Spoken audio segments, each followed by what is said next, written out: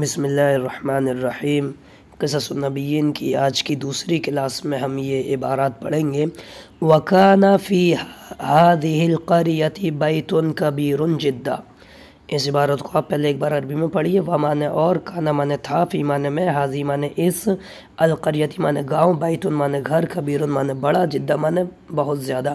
اور اس گاؤں میں ایک بہت زیادہ بڑا گھر تھا۔ ایک کی کوئی عربی لفظ نہیں ہے، لیکن بعد میں ہم گرامر میں بتائیں گے ایک کا ترجمہ کہاں سے آیا۔ اور اس گاؤں میں ایک بہت زیادہ بڑا گھر تھا۔ وَكَانَ فِي هَذَا الْبَيْتِ أَصْنَامٌ كَثِيرَةٌ جِدًّا۔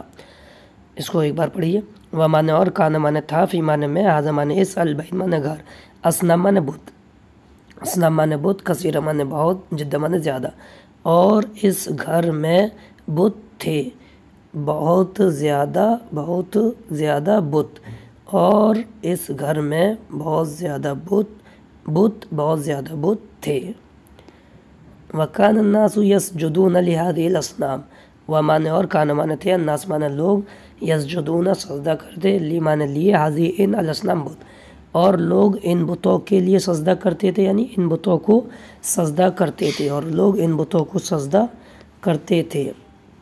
وَكَانَ آزَرُ يَسْجُدُ لِهَذِهِ الْأَصْنَامِ۔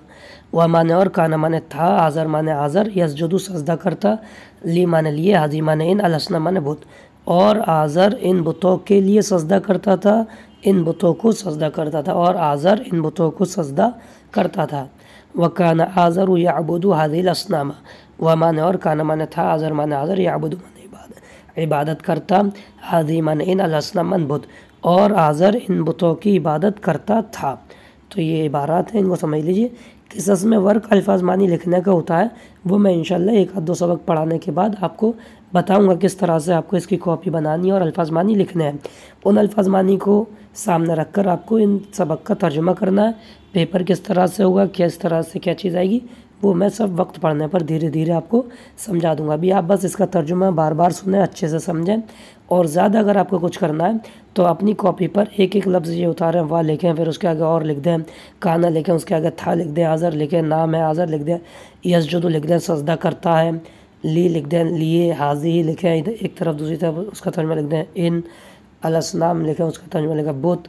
تو یہ الفاظ آپ چاہے جمع کر لیں جو میں بول دیتا ہوں، پھر الفاظ کس طرح سے لکھی جاتی ہیں وہ میں آپ کو آگے کچھ دنوں بعد سمجھاؤں گا۔ السلام علیکم ورحمۃ اللہ وبرکاتہ۔